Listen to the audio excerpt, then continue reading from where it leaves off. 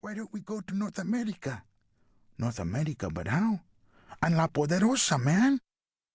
The trip was decided just like that, and it never erred from the basic principle laid down in that moment, improvisation. Alberto's brothers joined us in a round of mate as we sealed our pack, never to give up until we had realized our dream. So began the monotonous business of chasing visas, certificates, and documents.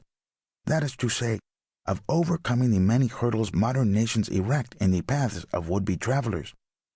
To save face, just in case, we decided to say we were going to Chile. My most important mission before leaving was to take exams in as many subjects as possible. Alberto's to prepare the bike for the long journey and to study and plan our route. The enormity of our endeavor escaped us in those moments. All we could see was the dust on the road ahead and ourselves on the bike, devouring kilometers in our flight northward. El descubrimiento del océano, the discovery of the ocean. The full moon is silhouetted against the sea, smothering the waves with silvered reflections. Sitting on a dune, we watch the continuous ebb and flow, each with our distinct thoughts. For me, the sea has always been a confidant, a friend, absorbing all it is told and never revealing those secrets, always giving the best advice, whose meaningful noises can be interpreted any way you choose. For Alberto, it is a new, strangely perturbing sight, and the intensity with which his eyes follow every wave, building, swelling, then dying on the beach, reflects his amazement. Nearing 30, Alberto has seen the Atlantic for the first time and is overwhelmed by this discovery that signifies an infinite number of paths to all ends of the earth. The fresh wind fills the senses with the power and mood of the sea. Everything is transformed by its touch. Even Comeback gazes, his odd little nose aloft at the silver ribbons unrolling before him several times a minute. Comeback is both a symbol and a survivor. A symbol of the Union demanding my return, a survivor of his own bad luck, 2 falls from the bike, in one of which he and his bag flew off the back, his persistent diarrhea, and even getting trampled by a horse. We're in Villa Gesell, north of Mar del Plata, enjoying in his house my uncle's hospitality and reliving our first 1,200 kilometers.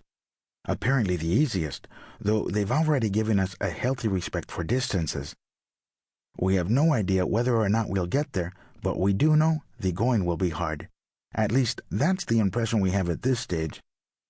Alberto laughs at his minutely detailed plans for the trip, according to which we should be nearing the end, when in reality we have only just begun. We left Gesell stocked up on vegetables and tinned meats donated by my uncle. He asked us to send him a telegram from Bariloche, if we get there, so that with the number of the telegram he could buy a corresponding lottery ticket, which seemed a little optimistic to us. On cue, others taunted that the bike would be a good excuse to go jogging, etc. And though we have a firm resolve to prove them wrong, a natural apprehension keeps us from declaring our mutual confidence. Along the coast road, Comeback maintains his aviator's impulses, emerging unscathed from yet another head-on collision.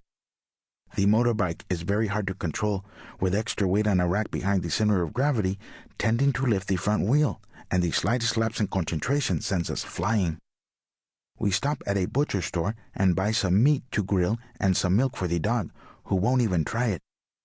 I begin to worry more about the little animal's health than the money I'd forked out to pay for the milk. The meat turns out to be horse. It's unbearably sweet, and we can't eat it. Fed up, I toss a piece away, and amazingly, the dog wolfs it down in no time.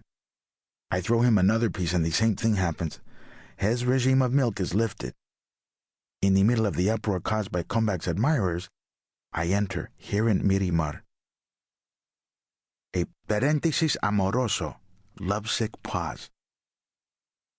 The intention of this diary is not really to recount those days in Miramar, where Comeback found a new home, with one resident in particular to whom Comeback's name was directed. Our journey was suspended in that haven of indecision, subordinate to the words that give consent and create bonds. Alberto saw the danger and was already imagining himself alone on the roads of America, though he never raised his voice. The struggle was between she and I. For a moment as I left, victorious, or so I thought.